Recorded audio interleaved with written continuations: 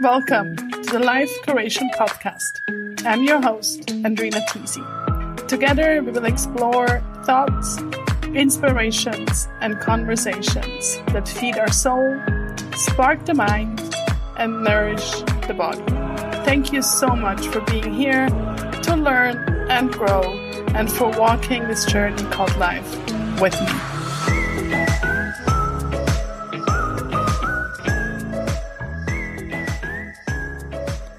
Welcome back to the Life Curation Podcast. Today's guest has a very, very special place in my heart.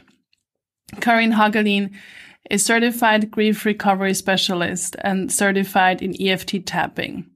Personally, Karin helped me tremendously after my brother passed away in 2013 and introduced me to the amazing powers of EFT, Emotional Freedom Technique. And as many of you know, I love EFT and work with clients and do EFT meditations and just really believe in the amazing power of that tool. Karin is originally from Sweden and has been living in Switzerland, Zurich, since 2005. She's a mother of 3. Her oldest daughter passed away at only 8 months.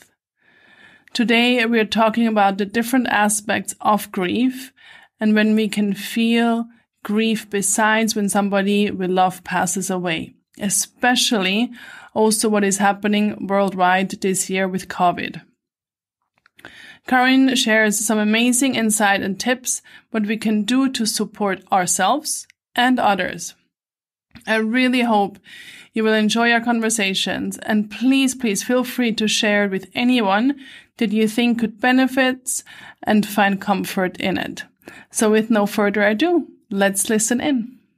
Well, thank you for being here, Karin. I'm really, really excited to have you as my podcast guest and Life Curation Podcast. Thank you for having me. So to kick it off, I'd like to ask you a few this or that questions. Mm-hmm. They're super fun and it just will relax us a little bit. And sure, you can just totally answer spontaneously. Uh-huh. So, mountains or ocean? Oh, I won't say both, but ocean. Cats or dogs? Dogs. Coffee or tea? Coffee. I knew that. Roses or sunflowers? Oh, sunflowers. Harry Potter or Lord of the Rings? Harry Potter. Great. Thank you. So the topic we're chatting about today is very close to my heart. And, you've helped me tremendously go through my own journey of healing through grief. And it's such a privilege to have you here. And just to start with, how would you explain grief to a child? Well, I do that all the time. So it's the feeling of grief is obviously separate to the person we have lost. So the feeling of grief it's that sort of sadness that that person is no longer with us. But it's okay to feel that. And it's okay to express how you're feeling, what you're feeling, when you're feeling it. It's not taboo to talk about. And it's such a natural built-in mechanism in us to be able to feel grief. And it's absolutely okay to feel it. Nice. Thank you. And as you just mentioned, and I think for a lot of people that is the case, when we talk about grief, we mostly think about somebody dying or we lose somebody we love. Mm-hmm. What other situations can grief come up? Can you talk a little bit about that? Mm-hmm. I mean, there are so many different occasions where we feel grief and where it's very natural to feel grief. We can just take the current state right now, as we are right now experiencing the corona crisis. And there is a sense of loss. The loss is the life we used to lead, going to the shops without wearing a mask, hugging each other, being close to each other without fear. That is a tremendous loss that we are all feeling worldwide right now. So that is obviously the very obvious one to talk about right now, right? But it can also be loss of self-worth, loss of confidence, loss of faith. It can be, the loss of divorce, that, my hopes and dreams didn't come together like I had hoped it to be. Yes. The loss of not having both parents there at all times. Yes. The loss of a job. I used to be this important person in a company, and now I'm retired, or I'm no longer there for another reason. It can be loss of health that spins us into a sense of grief. Before we could move freely, now we can't. So there's so many different situations where we are absolutely entitled to feel loss and grief. Yeah, and I'm just thinking of, I think when we lose something, whether it's, the traditional sense in terms of maybe losing a loved one, or even a job or a relationship or health related, it's also a little bit of a loss of identity. Absolutely. Right? Yeah. Absolutely. And I mean, also when you take, for example, retirement, everyone is looking forward to retirement, right? Yeah. But there's a huge sense of loss of that work identity you had, right? It doesn't matter in what position you were working, but all of a sudden you're not sort of needed in that position anymore. And who are you now? Yes. So what do you think is the biggest misconception about grief? Do you think it is that people a lot of time related to somebody dying and not thinking that they might be going through grief, even if nobody died, like not a physical person? Yeah. Or is there any other misconception that you see also when working with people? Yeah, I think the big misconception, I can take myself as an example. Yes, please. Had I known what grief was and how it feels and how it plays out, I wouldn't have thought that I was heading towards a burnout. Yes. Because I lost my dad to cancer in 2001, and I was, 27 in a middle management position in Stockholm, Sweden. And I thought I was absolutely going bonkers because it was such a huge loss. He was only 59. And it was just such a huge shock to my system. But because the symptoms, the physical symptoms, were so similar to the very common burnout and depression scenario, that is where everyone went, both myself and medical doctors that I contacted. So it was only because I was reading, one of those Metro newspapers on the tube, where I saw an ad saying, "Are you suffering from grief?" And I just stopped in my tracks. And this is before internet was a big thing. And you had to literally cut out a coupon to send in to order the book. And I did. But it was such an aha moment. And I think if the misconception wasn't so big today, we would have so many people dealing with the natural process of grief and not thinking that they are, experience depression. So do you think a lot of people who are maybe diagnosed with burnout or depression are actually going through grief, and saying that there is, of course, not one clear line? No, it's also, it's very, flowing into each other. But do you think that, I mean, I don't know, and I don't have the research to back it up, but I'm sure that one or two every here and there slips into the category, because had people just asked maybe one more question, like what is going on in your life right now, or what has been going on? Could it be grief that you're experiencing? It might take the edge off and like not, because it's a fear around depression and the medication and all of that, which it shouldn't be. I mean, depression is a serious thing and medication is absolutely necessary in that case. But I think there is a risk that you might be misdiagnosed. Yes. Because because where you are in life, like I was, I mean, of course I was working hard and everything as well, but the trigger was obviously the loss of my father, my role model, my mentor. Yes. That triggered it all, and had just that GP that I went to asked me, not just about my symptoms, but what has just happened in your life, it could have taken another path. And I think, like what you're saying is also really good, because I think there's not just a lot of times it's not just one thing. No, exactly. And, similar what you said, what's happening right now worldwide with, COVID is, there's so many different aspects of that, right? Yeah. And everybody, of course, experiences it differently.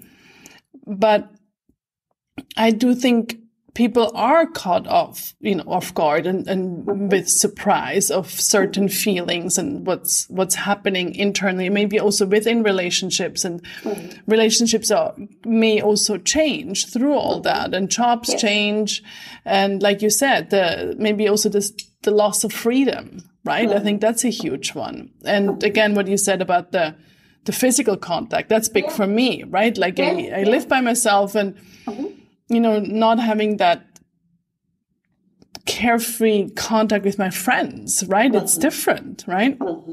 So maybe also personally, like you shared a little bit about, how you experience that personally, but do you have any other maybe examples, or also when you're working with your clients, what do you feel surprises people the most when experiencing grief or going through, or even going back to the situation we're in right now? What do you feel is most surprising for people? When I state that grief is something natural, and it's a built-in, really cool asset that we have that helps us take us through dealing with what has just happened, dealing with the shock, dealing with the trauma, dealing with, you see, for example, people wanting to talk about what they've been through over and over and over and over again. It's our nervous system that needs that. It's our heart that needs to hear us say it over and over. And to hear that it's a natural process, and that everyone has their own unique way of grieving, and everyone needs different things at different times. And everyone is not in the same cycle, and there are no 5 steps that you have to go through, but we switch between accepting and denial and anger and all of these emotions, sometimes hourly even. Yes. It just gives them permission to breathe out and like, I'm actually quite normal. Yes. And it's actually a normal thing. And just the relief I see when people allow themselves to feel what they feel. And that's okay. Yeah, that's great. I remember when, after my brother passed away, I was so thankful for that shock, right? Like I was thinking like the human body and psyche and the soul and everything, it's so brilliant, because my system puts me in a shock that I can take care of the things I need to take care of, and not fall apart like on a physical and emotional level, right? And I thought, like, thank goodness we have, like, we're living in a brilliant system, right? I know, it's so smart. And what you said about, people need, of course, we can also not say it with everybody, but they have sometimes the urge to talk about it over and over again.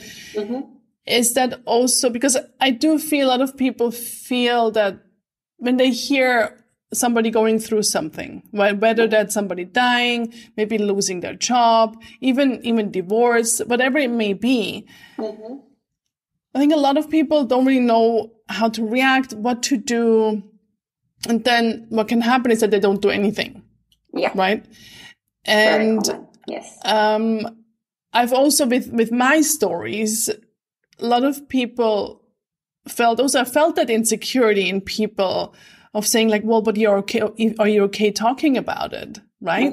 And I think with knowing that it actually can help to talk about it, is, I think, super helpful. Not, of course, generalizing it to everybody, but what do you think is one thing that's super helpful when we know somebody that is going through something? I think I have one rule of thumb there, and it's at least just acknowledge and say, I am so sorry. I have no idea what you are going through right now. And I have no idea what to say, but I'm here. That's it. Yeah. I think that's all we need to know, right? Yeah. That there is. I mean, I think the less we complicate things and like, oh, what if I say the wrong thing? Or, it's better to just say, I am so sorry. And don't compare with your own stuff. Just say, I have no idea what you might be feeling right now. Even though you might have lost the same kind of person like your dad or your sibling or your child, I have no idea what that person might experience. Yeah, it's always different. Exactly. Right? And just be there and say, like, I'm here to listen. Yes. Because it's not so much about saying, it's more to just be there and be present and hold space. Yeah. For that person. And that person is acutely aware of what's happened. Yes. So there's no point of like dodging that either. True. They know. Yes, they know that they just went through hell. So pretending that you don't know, it's also not helpful. Yes. And now do you think we all are going through grief right now? I think, I don't know, but I've seen, it's amazing because I've been doing this grief work for more than 8 years now. And never has the theme grief been so present in like blogs and news articles and like, big famous newspapers, not just my niche ones. And all of a sudden I think I read somewhere, I can't remember which article it was, but they were sitting at, on a Zoom call and they were like discussing, like, what is this feeling that we're all feeling? This sort of like a bit numb, a bit sad, a bit hopeless, what is it? And then they sort of like, oh my goodness, it's grief that we're all feeling. Yes. The grief of not being able to be in the same office anymore for now. The grief that I just can't go and buy a ticket and travel. Not even to mention the people that couldn't be by their loved one's bedside or participate in funerals. And absolutely. I mean, that's just another level. But the collective grief that we're feeling right now, the loss of feeling safe, I guess, as well. Like someone coughed on the bus. Am I safe? Yes. And I think we are going to see a rise in mental health issues in the coming months. Yes. Just because of that. People are hypervigilant and anxious. And how do you think we can support each other? Let's say more or less, like some people have, again, everybody has different symptoms or, stages or whatever, but how can we support each other while, you know, with the restrictions that we may be living in and also going through our own thing. Mm-hmm. I think it's just important to, in the frame that you can, be a bit more observant right now with friends, with family, with coworkers. If you have that ability to sense a little bit how other people are feeling, use it, because a lot of people don't want to talk about what they're feeling. Yes. And it's sometimes perceived as weak. But just check in. You can do that in a very normal way. Like, hey, let's grab a coffee. How are you doing right now? Or what did you do last night? Or just to suss out what they are up to. And you might be the only person that they have talked to for a while. Yes. So don't underestimate the little thing that you could do to actually pull someone out of a dark place. I think we just owe each other that right now, to just be a bit more focused on how are our neighbors feeling? Do we hear more yelling and fighting? Do we, does anyone that usually say hi didn't say hi today? Or, just be a bit more aware. Yeah, it comes, the word mindfulness comes in a little bit, right? And I think towards ourselves and to others, right? Just checking in with ourselves and others and seeing, hey, what is this? What is going on with me and my surroundings? Are there any specific tools that you use on yourself, with your family, with your clients, that you can also recommend? I know a little bit, but maybe you can share. First of all, a very simple tool for feeling good yourself is to actually help others. True. That is such a given. That's the most simple tool we have. Like, if I feel a bit down, call a friend and ask how they are. And then you're being supported and they are being supported. So I think find out clever ways to help others.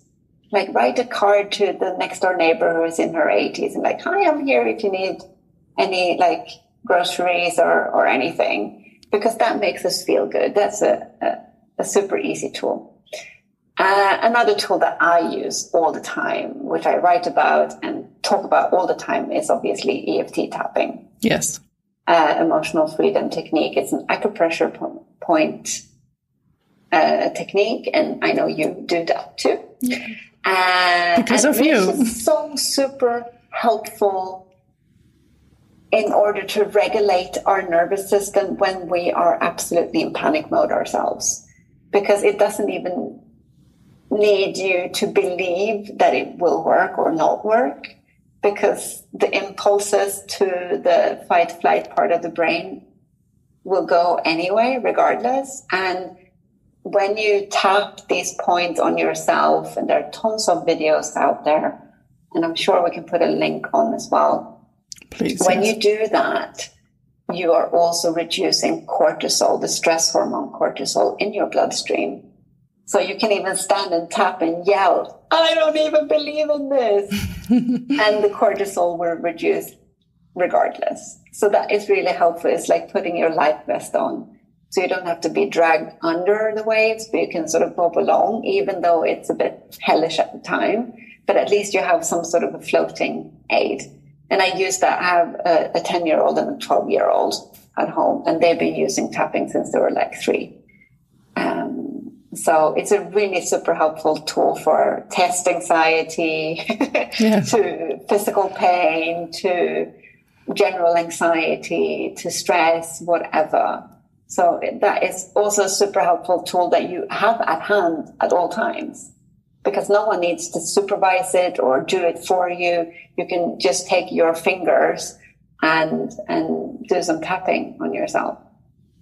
Yes, when I started working with you, I knew about tapping, beforehand, but I was just thinking, yes, whatever. Exactly. It looks ridiculous. It feels ridiculous. Like, what? How is that going to help? Exactly. Right? And then, speaking of, talking about the story, I remember our first session, you just told me to tap, by my collarbone and tell you the story. And I just realized the difference of telling the story to you and then telling the story beforehand, right? And it was and then obviously I had just amazing results with it. And, therefore, I went to London and did my training. You converted me big time.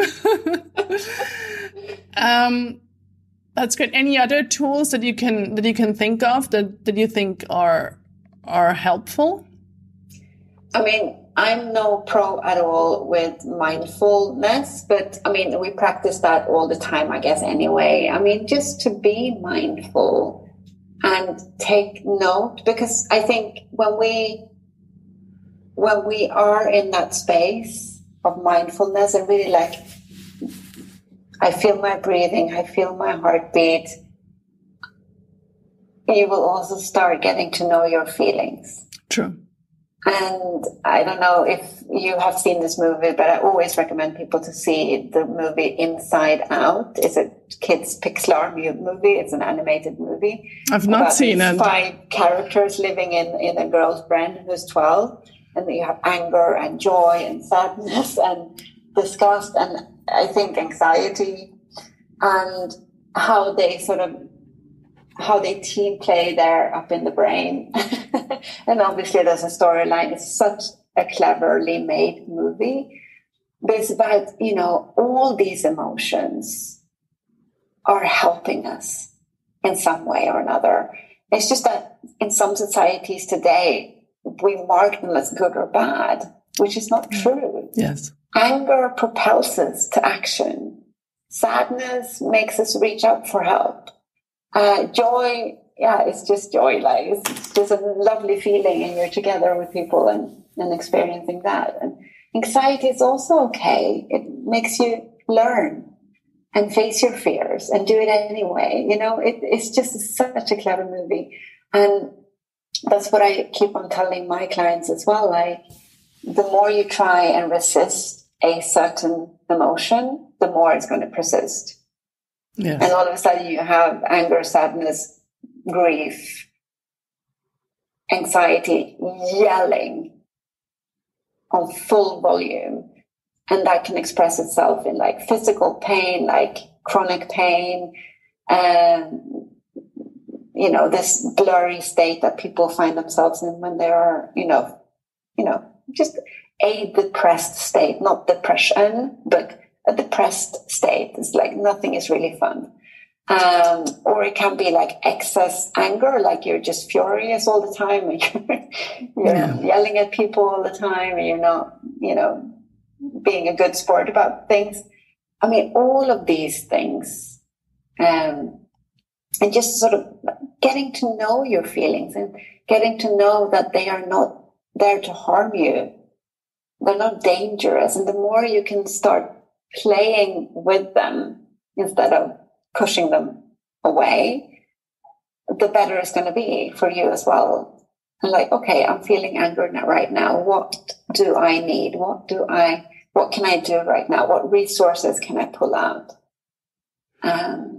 Instead of just like, oh my God, I don't want to feel that. Push away, Yeah. Yeah, I really like that. I'll look up the movie and we can put it into the show notes. Yeah. So I don't know it. There are YouTube trailers and everything. Cool. So it's a really nice movie. Great. Really good. I subscribe it all the time to people. Perfect. Mm-hmm. So I recently listened to an interview between Brené Brown and David Kessler, and a brilliant interview, I thought. And I mean, he worked really closely with Kübler-Ross, right? Who came up or established those 5 stages of grief. And then he talks about a 6th stage, which is finding meaning. So what are your thoughts on, well, first of all, on those 5 stages and then the 6th stage? Mm-hmm. I mean, first of all, Elisabeth Kübler-Ross, she did research on dying people. Mm-hmm. And those steps were from the dying person's perspective. And as humans, we love like steps. Absolutely. And there is like a process here. And it's like we almost take it and run with it. Like, oh, there are only 5 stages. And when I'm done, I'm done. Not the case. And I know that David Kessler speaks about that too. It's not the case. We flip from 1 to 3 to 5 to 4 to 3 again to 1 again to 2 and then more 2 and whatever. And of course, the 6th one, finding meaning, is obviously what we have been doing, right? Like, what do we now do with this grief? What do we do with this loss? How can this propel us to a higher place? I mean, I had the decision I had to take was, because we lost our first daughter, Ingrid, when she was 8 months old to a genetic disease. And I had the choice between being the mom who lost a child and being the victim and forever being the one pursuing that storyline and like, this is what happened and therefore I am. Or I could say, which is what I did actually, okay, how do I now find meaning with this? What can I do with this story? How can I be there for others with the experience I have? How can I give other people hope? How can I serve from a higher place because I went through this? It was a bigger kick in the butt than I needed, but it propelled me into daring and being courageous to be and hold space for other people in grief. So that is how I found meaning. And I hear stories like that all the time. Yes. And it is a healing. It's also an allowance to this happened. This is my story. And I'm not going to push it away and lock it away or put it in a box and never talk about it again. It belongs to me. It's like putting on a new jacket and integrate that story with who you are now. Not moving on, not getting back to normal, not anything like that. But how do I now take this and wear this in the highest way possible and find meaning? And we can see that in Viktor Frankl's book, as well. Yes. And he talks about finding meaning. The people that survived the concentration camps were the ones that had a purpose and meaning. It's so important. Absolutely. And I think,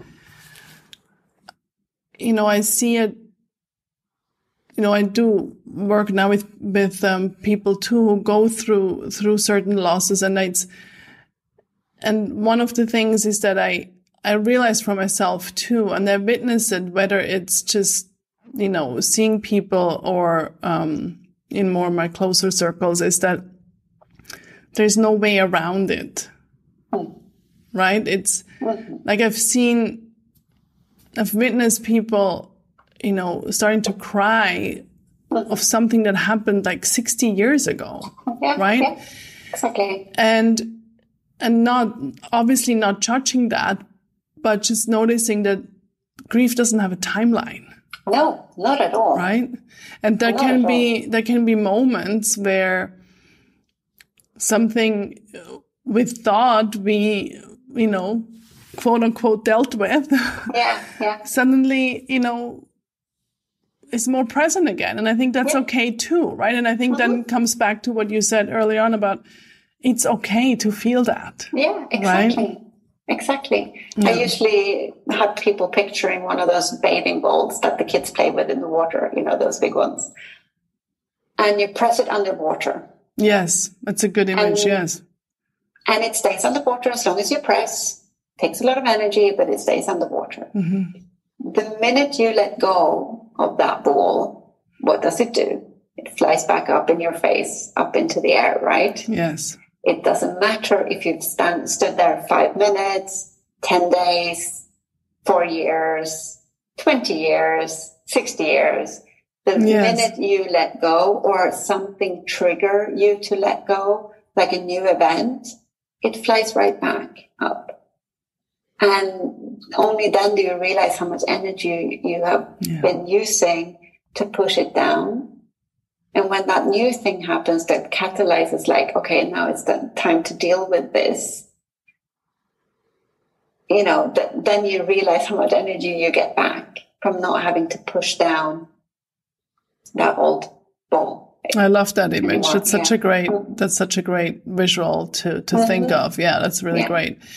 So, you know, finding meaning leads me into, and it might be a little bit, you know, a tough question or a controversial question. Is like, can we say that there is a gift in grief? Or is there a hidden, you know what I mean? You know what? I mean, for all I care, although the price was high, I feel like Ingrid, our daughter, was a tremendous gift. Mm-hmm. I do. I obviously wish that she was here rather than being on the other side, but I took it. I decided for myself to take it as a gift.